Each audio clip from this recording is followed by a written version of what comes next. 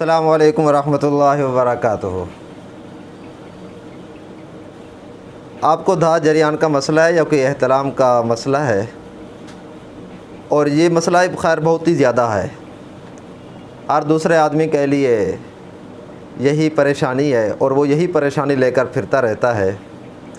غذائیں جیسی ہیں، خوراک جس طرح کی ہے، اور پھر جس طرح کی سستی وغیرہ ہے، واک ورزش کا نہ ہونا، تو اس کی وجہ سے پیٹ کی خرابی بھی ساتھ ہو جاتی ہے، ہاضمہ خراب ہو گیا، دھات جریان کثرت سے شروع ہو گئی، احتلام کثرت سے شروع ہو گیا، اور اس کے بعد یہ اللہ آپ کا بھلا کریں آنکھیں اندر دھنس گئے، ہڈیاں باہر نکل آئیں، چہرہ بے رونق، کوئی رونق نہیں اس میں چہرے کے اندر۔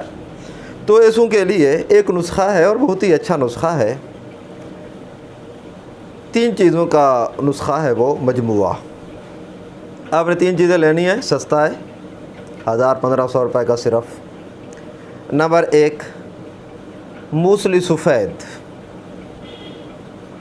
نمبر 2 موسلی سیاہ، یہ دونوں کرنے ہیں 3-3 تولہ، اور جیرا سفید یہ کرنا ہے 2 تولہ۔ ان سب کو پیس لینا ہے، صبح شام یہ آدھی چمچ استعمال کرنی ہے۔ صبح آپ نے کرنی ہے نہار منہ ناشتے کے وقت، ناشتے کے گھنٹہ 1.5 گھنٹہ بعد یا گھنٹہ 1.5 گھنٹہ پہلے آپ نے لینا ہے۔ کپ کے اندر آپ نے ڈالنی ہے آدھی چمچ، اور جو اس میں دودھ ملا کر جلدی سے ملا کر اس کے پی لینا ہے،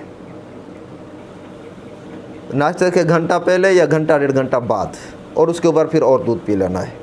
اور دوسرا رات کو کھانے کے گھنٹہ 1.5 گھنٹہ بعد، کپ کے اندر آپ نے آدھا چمچ ڈالنا ہے، اور دودھ ڈال کر جلدی ملا کر 1-2 سیکنڈ میں ہی پی لینا ہے، اوپر سے اور دودھ جتنا طلب ہو وہ پی لیں۔ زیادہ دیر اس کو نہیں رکھنا، زیادہ دیر رکھیں گے تو یہ گاڑھا ہو جائے گا اور پھر آپ سے پیا نہیں جائے گا۔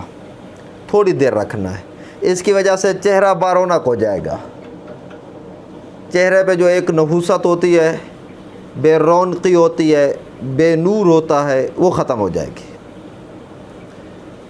اور دھات جریان کا مسئلہ ہے پرانا جتنا بھی ہو وہ بھی ختم ہو جائے گا، احتلام کا مسئلہ ہو وہ بھی ختم ہو جائے گا، ٹائمنگ کا مسئلہ ہے تو وہ بھی ختم ہو جائے گا، ٹھیک ہو جائے گا۔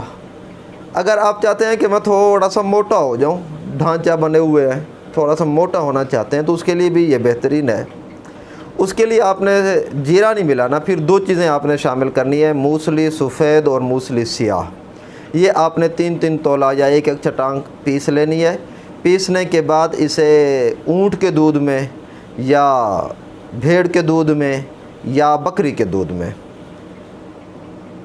اسے آپ نے بھگو دینا ہے، اس طرح کہ یہ بھینس، بکری، بھیڑ یا اونٹ کا دودھ اس کے اوپر آ جائے، پھر اسے خشک کر لیں۔ جب یہ خشک ہو جائے تو پھر اسے دوبارہ سے پیس لیں۔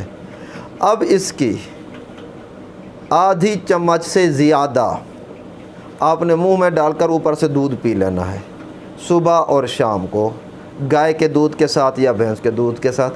اس کے ساتھ یہ ہوگا کہ چہرہ تو بارونق ہوگا ہی ہوگا، دھات جریان احتلام کا مسئلہ بھی حل ہو جائے گا، اور ساتھ جسم بھی موٹا تازہ ہو جائے گا۔ یہ موسلی سفید اور موسلی سیاہ کے اتنے فائدے ہیں۔ موسلی سیاہ 2 طرح کی ہوتی ہے، ایک پاکستانی ہوتی ہے اور ایک ہوتی ہے انڈین۔